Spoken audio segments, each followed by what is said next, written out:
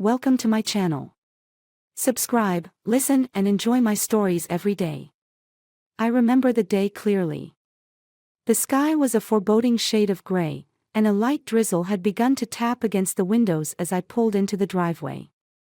We had been married just over 3 months, and the joy of the wedding still lingered in the air.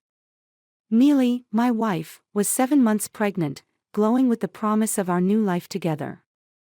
Or so I believed. I had just returned from a week-long business trip. My suitcase was heavy, loaded with gifts for her and our unborn child. As I approached the front door, my anticipation to see Millie turned into confusion. A man stood there, a complete stranger with unkempt hair and weary eyes that didn't quite meet mine. "Can I help you?" I asked, my hand still on my suitcase, poised defensively. He looked up, startled by my presence, as though he hadn't expected anyone else to be here. I'm here to support her," he mumbled, shifting uncomfortably from one foot to the other. "Support who?" "Millie." My heart began to pound, an uneasy feeling creeping up my spine. "Yes, I'm a father." His voice trailed off, his eyes darting away. A cold chill ran down my back. "What do you mean you're a father?" I demanded, my voice louder than I intended. The man swallowed hard, his face pale. "I'm sorry, I thought she would have told you. Millie and we have a history." The suitcase dropped from my hand, thudding against the porch. The sound seemed to echo in my ears as his words sank in. I stumbled into the house, my mind racing. Millie sat in the living room, her hands folded neatly in her lap. She looked up, surprise etching her features at the sight of me and the stranger standing awkwardly behind.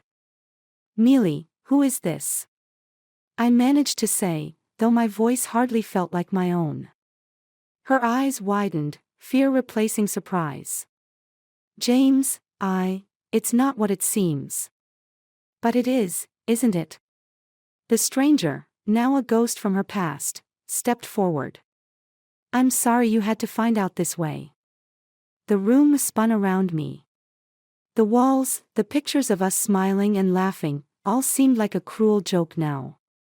My heart, once full of love, now felt hollow, betrayed. "Millie, is he the father of your child?" My words were a whisper, a plea for her to tell me it wasn't true. She nodded slowly, tears brimming in her eyes. "I was going to tell you after." "After what?" "After you had deceived me completely." Anger flared within me, hot and uncontrollable. I turned to leave, the image of her crying in the background, but it didn't stop me. I needed to think, to plan. My life with Millie had been a lie, and everything I believed in had crumbled. In the following days, my shock turned into a calculated anger. I decided I couldn't just walk away. No, I needed to make her feel the betrayal she had inflicted upon me. It was the only way to salvage what remained of my shattered dignity. My plan began to take shape, cold and hard. I would ensure that the life we had built together would crumble just as my trust had. The divorce papers were just the beginning. I vowed to myself that when all was said and done, I would never see Millie again. This was the start of my revenge, and the stranger at the door had been the unlikely herald of my new beginning. The following days were a blur of cold exchanges and legal consultations. I moved out temporarily, claiming I needed space to think, but in reality, I was constructing the scaffolding of my retribution. My anger simmered beneath a calm exterior, a facade I maintained whenever I met Millie or our mutual acquaintances. One afternoon, I decided to confront Millie again, seeking the full truth, not just the snippets she had tearfully given me that day. I arrived at our house, the house that was supposed to be a home for our soon-to-be family. She was standing in the nursery, organizing baby clothes, her back to the door as I walked in. "Millie," I began, my voice steady despite the storm inside. She turned, a flash of fear passing through her eyes before she composed herself.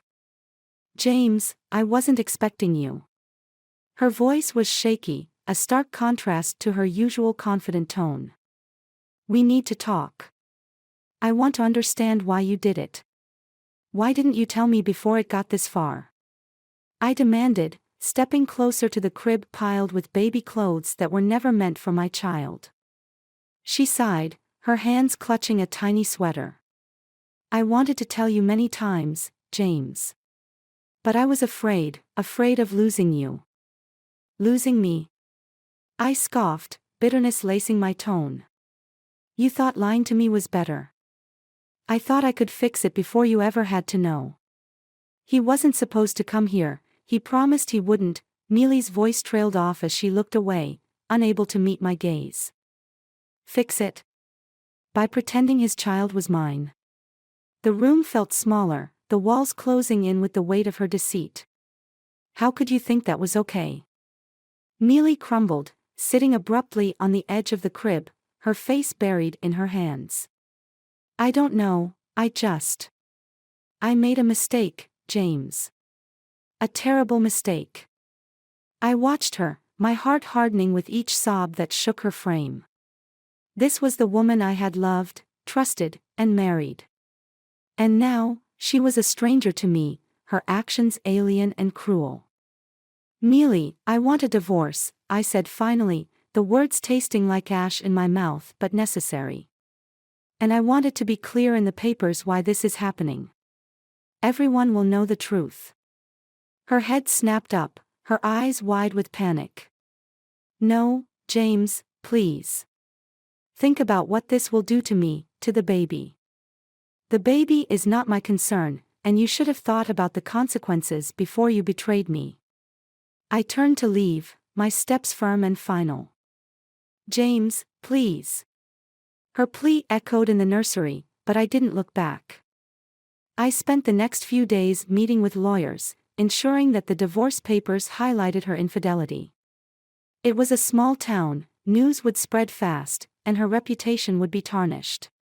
It was harsh, it was painful, and it was exactly what I felt was justice. As I signed the papers, my lawyer gave me a cautious look. Are you sure about this, James? This will be hard to undo. I'm sure, I replied without hesitation. The line had been drawn, and there was no going back. I was reshaping my life, and though it was born from the ashes of betrayal, I was determined to rise anew, free from the shadows of deceit. The signing of the divorce papers was not the end, but merely the opening act of my retribution. With the legal process underway, I turned my focus to dismantling the life we had built together, piece by piece.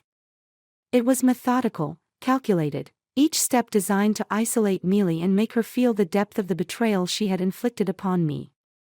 One cool morning, I visited the cafe where Mealy used to work, a quaint little spot where we had shared countless lunches during our courtship.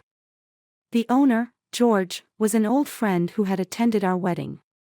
He greeted me with a warm smile that faltered as he noticed the absence of my wedding ring.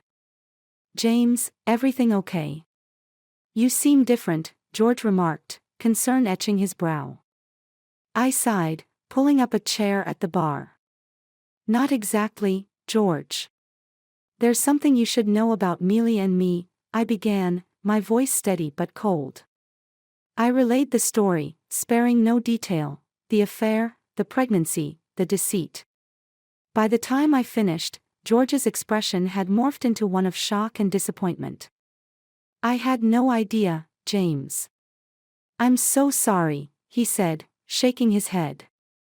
I can't have someone like that working here, not when trust means everything in this small place. I nodded, feeling a twinge of satisfaction as George made the decision to let Mealy go. It was cruel, perhaps, but necessary. My actions were not just about revenge, they were about justice, about restoring some sense of order to the chaos Mealy had brought into my life. The next step was to ensure that our mutual friends knew the truth. I organized a small get-together, ostensibly to clear the air. The room was tense when I began my tale, the atmosphere thick with anticipation.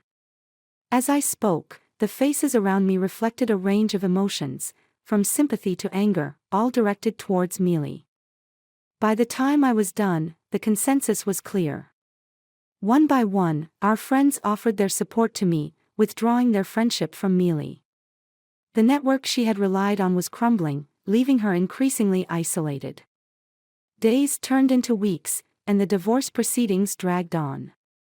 Mealy tried to reach out, to explain herself, to plead for forgiveness, but I was resolute. I met each of her calls and messages with silence or sharp rebukes. Finally, the day of the divorce hearing arrived. The courthouse was an imposing building, its large doors swallowing up my resolve for a moment. Inside, Mealy sat alone on a bench, her eyes red from crying. She looked up as I approached, a flicker of hope in her gaze. "James, please, can we just talk?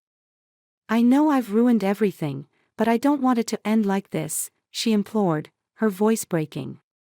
"There's nothing left to discuss, Mealy. You made your choices, and now you live with the consequences," I replied, my voice devoid of warmth. The hearing was brief. The judge reviewed the papers, asked if we both agreed to the terms, and then, with a stroke of his pen, ended our marriage. As the gavel fell, so too did the final barrier between my old life and my new one. Walking out of the courthouse, I felt lighter, as if a weight had been lifted. Yet, the taste of victory was bittersweet. Retribution had been achieved, but at what cost? The question lingered as I walked away, the cold light of day casting long shadows behind me. The courthouse doors closed behind me with a finality that echoed through the empty hall. Outside, the world seemed unchanged, yet nothing felt the same. As I walked down the steps, the weight of the past months, the lies, the deceit, the calculated dismantling of a shared life, sat heavy on my shoulders. I had achieved my vengeance, but the taste was ashen. However, my plan wasn't quite complete. The final act of retribution required a touch more cunning, a stroke that would ensure Mealy felt the full impact of her betrayal, not just today, but for years to come.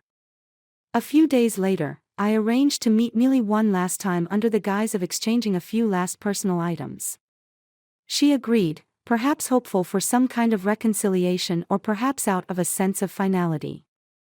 We met at a quiet park, one we used to walk through in happier times. The leaves rustled softly in the breeze, a stark contrast to the tension between us. Mealy sat on a bench, her posture defeated, her eyes wary. "James," she started, her voice trembling, "I just want to say I'm sorry, truly. I know it doesn't change anything, but..." I raised a hand to stop her, my expression cold. "Save it, Mealy. We're beyond apologies. I'm here for one reason only." From my coat, I pulled out an envelope and tossed it onto her lap. Curiosity mixed with fear flitted across her face as she opened it. Inside were documents, proof of a trust fund I had set up in the name of her child. A trust that was significant, but with a catch. "This is," Mealy began, confusion etching her brow. "It's a trust fund for the child," I interrupted, my voice icy. "It's yours and his to use, but under one condition." Mealy looked up, hope flickering momentarily. "What condition?" "That you never attempt to contact me again. If you do, the fund becomes void. Every penny goes to charity." The blood drained from her face. "You can't be serious, James. This is cruel." "Perhaps. But no crueler than the deception you thought you could carry off without consequence," I said, each word sharp and clear. "Consider it a parting gift. Or a final reminder of the cost of betrayal." Mealy's eyes filled with tears, her hands trembling as she held the documents. "You win, James. You've broken me completely." I stood up, ready to leave this all behind. "No, Mealy. We broke each other. But I'm the only one strong enough to put the pieces back together." As I walked away, the echo of my steps mingled with the distant sound of her sobs. The park, once a place of shared dreams, now stood as a testament to the ruins of a life we could have had. Weeks turned into months. The finality of our encounter at the park had severed whatever tenuous threads had still connected us. I heard through mutual friends that Mealy had moved away, the trust fund a cold comfort in her exile. My revenge was complete, yet the victory was hollow. In my quest to make her pay, I had sacrificed parts of myself that were once capable of love and forgiveness. Now, all that remained was the echo of vengeance, a reminder of the cost of betrayal. As I stood looking out over the city from my apartment one evening, a sense of profound solitude settled over me. The sky turned a deep shade of twilight, mirroring the darkness that had taken root in my heart. In seeking retribution, I had lost more than I had ever owned. And in that solitude, the stark truth resonated clearer than ever. In the end, we were both victims of our own deceptions, forever parted by the shadows of our actions.